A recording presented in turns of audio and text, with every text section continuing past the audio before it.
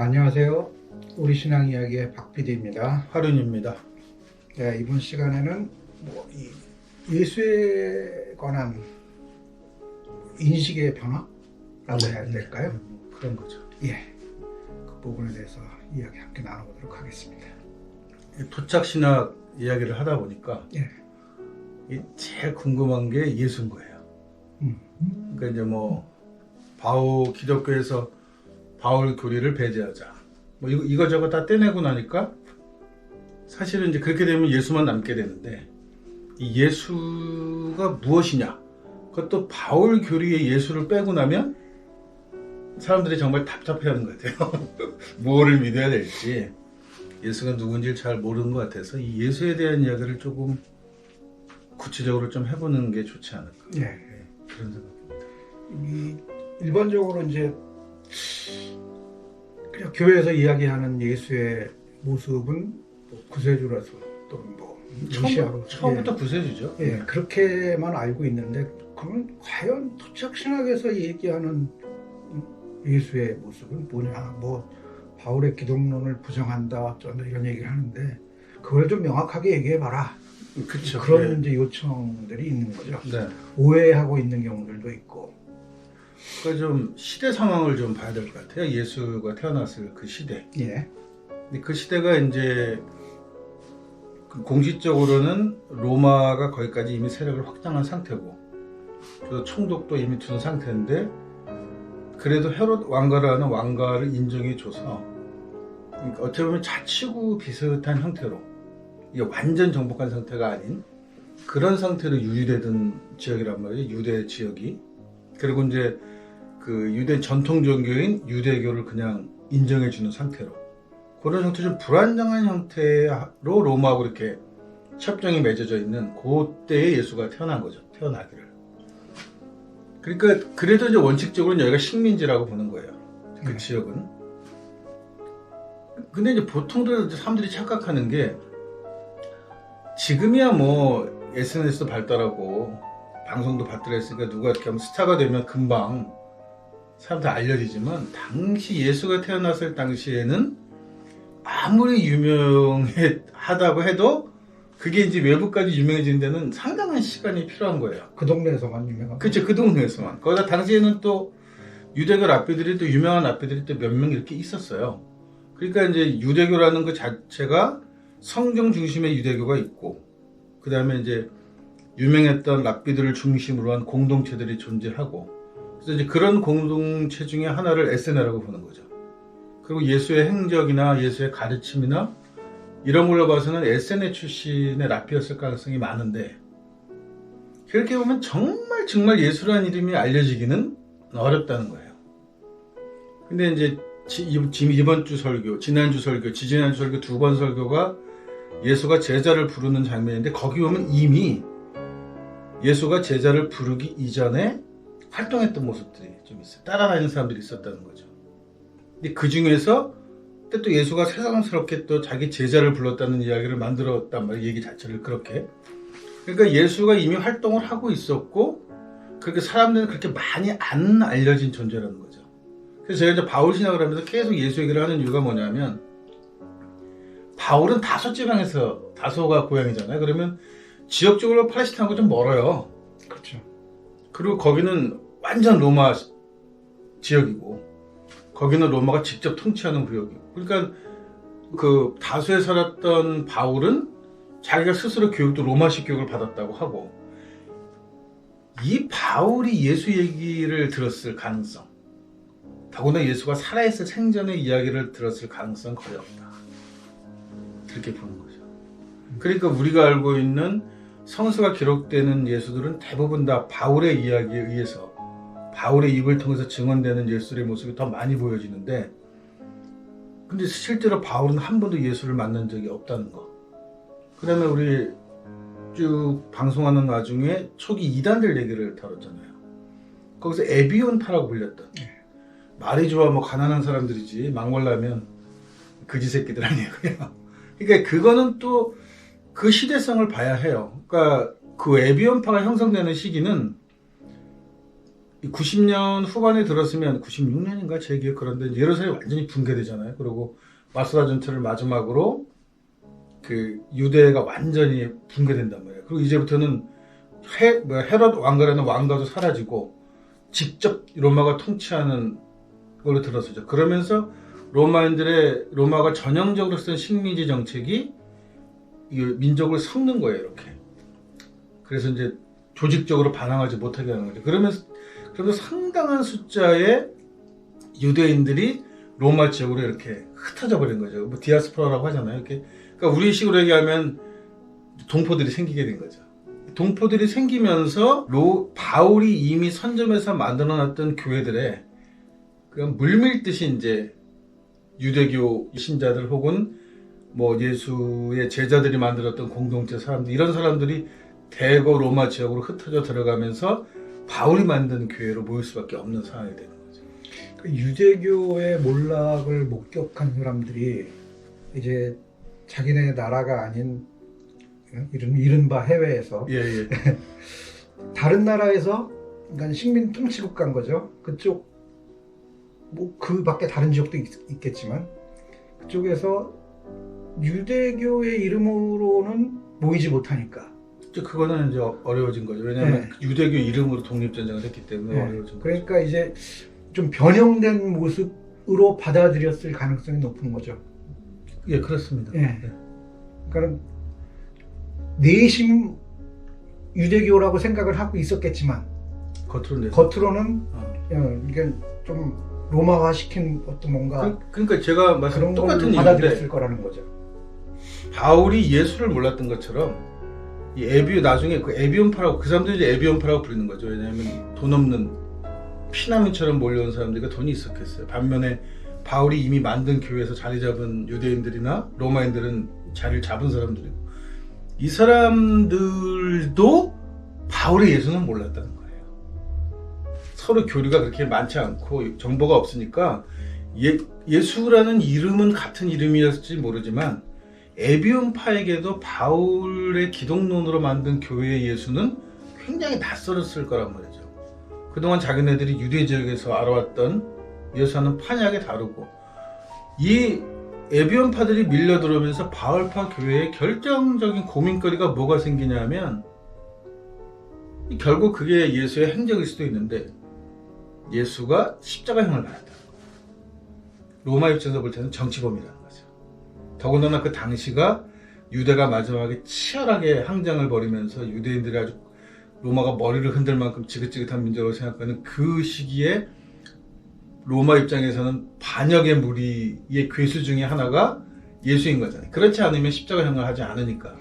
일반 유대인 대중들도 로마의 관점과 비슷하다고 봐야 되는 거죠. 그렇죠. 예. 그러니까 특히 로마에 살고 있을 때 이미 다리를 잡고 있던 로마 교인들, 유대 교인들에게는 예수가 굉장히 부담스러운 존재가. 왜냐하면 그동안은 우리가 바울의 입장에서는 바울이 변증도 많이 하고 있지만 아마 나중에 더 변증이 더 포함됐을 거예요.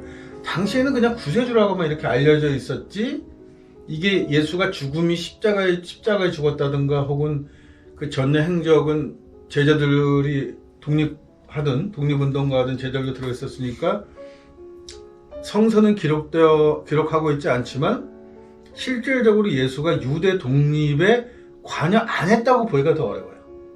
이제 결국 이제 그 부분을 바울이 이제 말하자면 각색을 해내는 거죠. 네. 그 각색이 구체적으로 별로 중요하지 않았어요. 로마 교회일 때는. 근데 이 디아스포라가 밀려 들어와서 에비온파들이 밀려 들어오면서 자기네들이 그동안 알고 있던 예수 이야기를 하기 시작하니까 바울 입장에서는 이게 좀 그 바울 쪽에서 볼 때는 이게 심각한 문제죠. 이게 오히려 정통성은 저쪽에 있는데 그렇죠.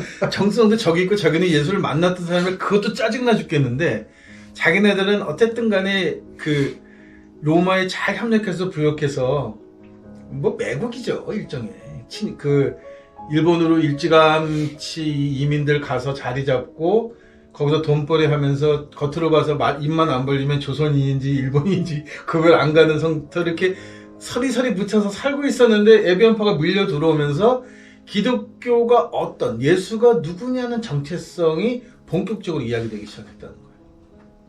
그러니까 오히려 그래서 더욱 그 본인이 각색한 부분을 더 강화시킬 필요가 있었다는 거겠죠. 그렇죠.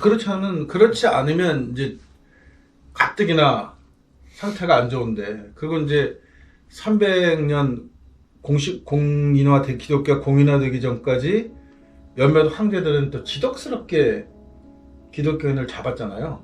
근데 뭐 여러 가지 이유가 있을 거예요. 자기 정치적으로 뭔가 눈돌릴 거리도 있었고, 또 하나는 뭐 중세 때 마녀상도 똑같은 이유인데, 어쨌든 귀족 하나가 기독교인을 그 사람을 반역죄로 잡으면 그 재산이 국고로 환수되거나 혹은 밀고 한 사람 거로 이렇게 환수되거나 하는 그런 사항들 때문에 사실 이제 기독교가 초기에는 좀 뭔가 좀 문제가 덜어덜어 있어서 자기네들도 그렇게 딱히 막 드러내놓고 하는 상황은 아니었지만, 그럭저럭 황제만 잘 만나면, 그 지역 집정관들만 잘 만나면 그렇게 큰 문제 없는 종교였단 말이에요. 기독교가 이렇게 아름아름 해먹기 좋은 종교였는데, 에비온파가 쑥 밀려 들어오면서 본격적으로 잘못하면 로마에게는 이 소수민족의 독립운동의 근거지처럼 보일 가능성이 생겨버린 거죠. 그리고 또 하나는 아마 바울의 교회들이 지금 외국에 나가 있는 한국 교회들 같은 모습이 비슷하지 않았을까. 왜 한국 사람들 이민 가면 종교와 관계없이 교회를 꼭 다녀야 되거든요. 거기가 모든 모임의 중심지고 정부의 중심지고, 그러니까 결국은 당시에 로마 지역에도 흩어져 있던 교회들, 바울이 세웠던 교회들 역시도 그렇게 유대인들의 그런 모임의 역할을 중점적으로 하지 않았을까 하는 거죠. 그러니까 말씀하신 대로 유대교로 모이기에는 굉장히 위험했단 말이죠. 기독교는 상대적으로 조금 덜 위험한 거죠. 이게 위험하긴 해도 이거보다는 여기가 훨씬 더 위험하죠. 그리고 이제 그 지역, 예루살렘의 예수의 제자들로 만들었던 공동체들이 대거 그쪽으로 밀려들었다고 본다면, 그 사람들도 유대교로 갈 일은 아니고, 그러면 결국 바울 교회로 모였을 건데, 여기서부터 이제 예수가 누구냐는 정체성의 문제가 이제 본격적으로 대두됐다, 이렇게 봐요. 그게 근데 쉽게 받아들여졌을까요? 그 로마인들한테는 모르겠지만 유대인들 출신들은 그래서 이단으로 온 거 아닌가 하는 거죠. 그래서 예. 왜냐하면 융합할 수 있는 방법을 찾아내지 못했다. 어떻게 보면 우리가 기독교에서 좀 안타까운 부분이죠. 성서의 그런 예수의 모습, 에비온파들이 믿고 따랐던 예수의 모습이 안 남게 되는 이유가 돼버린 거예요. 이게 만약에 이게 뭔가 서로 주고받을 수 있는, 타협할 수 있는 여지가 있었더라면 좀 달랐을 텐데, 결과적으로 보면 이단으로 그냥 한 방에 쳐버리거든요. 그게 초기에 가능했을까요? 그건 뒤에죠. 근데 이미 이제 그런 분위기가 형성됐어요.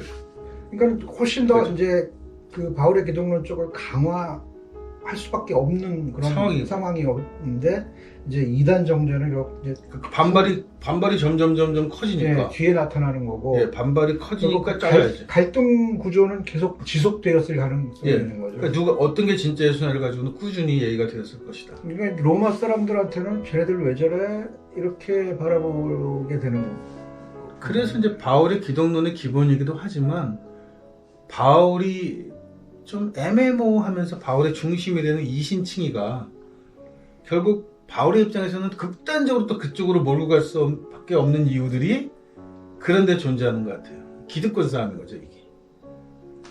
바울 패거리들과 에비온 쪽, 그러니까 기독론으로 고백하지 않은 예수를 믿고 있는 쪽과 기독론으로 고백한 쪽의 싸움에서 결국은 아무래도 이 에비온 쪽에서는 예수가 그냥 랍비였을 거란 말이에요.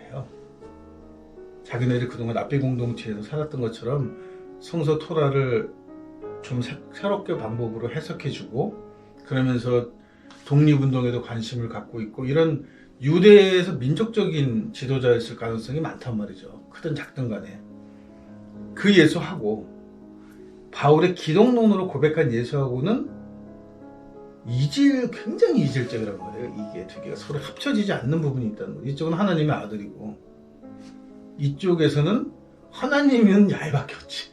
신적인 존재일 수가 없고 신의 아들이 있다는 것도 지금이야 그냥 뭐 그럴 수 있어요 하고 당연히 뭐 성탄절 얘기를 받아들이지만 에비온 쪽 사람들한테 성탄절 얘기는 뭐 동정녀 마리아에게 뭐 성령으로 탄생하고 이런 얘기들은 진짜 이거는 가당치도 않는 얘기란 말이에요. 에비온 쪽 입장에서 본다면. 오늘날 우리가 생각하는 것보다 훨씬 더 큰 반발이 있었을 예, 그렇게 보는 거라고 거예요. 보는 예, 건데 이제 문제는 이제 그걸 바라보는 삼자로서의 그러니까는 기독교인인 로마 출신 사람들이 있을 거 아니에요. 네. 그럼 이제 이 사람이 보는 관점은 쟤네들 왜 나중에 와가지고 자꾸 분란을 일으키지? 그렇게 볼 수 있죠. 이렇게 볼 수 있는 거잖아요. 예, 분란을 일으키는 자들. 예. 그리고 이제 이미 로마인이야 뭐 그렇다고 치지만 그러니까 생활이 안정된 유대인들, 예, 기독교화된 기득권자들. 예. 이 유대인들은 당연히 이 로마인들의 눈도 굉장히 중요하죠. 거기 눈밖에 나면 안 되죠. 그러니까요. 자기네들 생업이 다 거기 걸려 있는데. 그러니까 이 선을 긋기 시작을 하겠죠, 당연히. 네. 예. 그래서 그 선을 그었을 때 어느 쪽 예수가 더 예수에 가깝냐? 당연히 뭐 심정적으로는 주장하는 바는 로마화된 이쪽을 더 강화하겠지만 실제 예수를 만나고 이렇게 해갖고 그게 내려왔던 쪽은 오히려 그 반대쪽 입장에 있으니까 네. 그러니까 이제 어떤 그 예수의 실제 모습의 예수에 관심 있는 것이 아니라 너네 그러니까 왜 뭐 메시지에 반박 안 되면 메신저를 치라고 그러듯이 예, 예. 그래서 너네는 유대교로서 유대인으로서의 어떤 그런 율법적인 이런 걸 너무 잘못됐어 그게 이런 식으로 이걸 밟아 나가면서 사실상 그 역사적으로 볼 때 유대인들을 굉장히 이 기독교가 막 짓밟죠. 짓밟잖아요. 네, 네, 네. 그런 게 거기서부터 싹트기 시작하지 않았을까 싶어요. 그렇게 보입니다. 네. 아이고 참. 그러니까 역사가 그러니까 살아남기 위한 하나의 방법을 택했는데 그렇죠. 실제 자기네들이 추구하는 그 주인공의 모습은 점점 변질돼 버리고 만들어 버릴 수밖에 없었다는 거죠. 네. 예수를 잃어버렸다. 예. 예수 없는 교회가 이제 시작이 예, 그렇게 시작된다고 보는 거죠. 알겠습니다. 이번 시간 여기까지 이야기 나누겠습니다.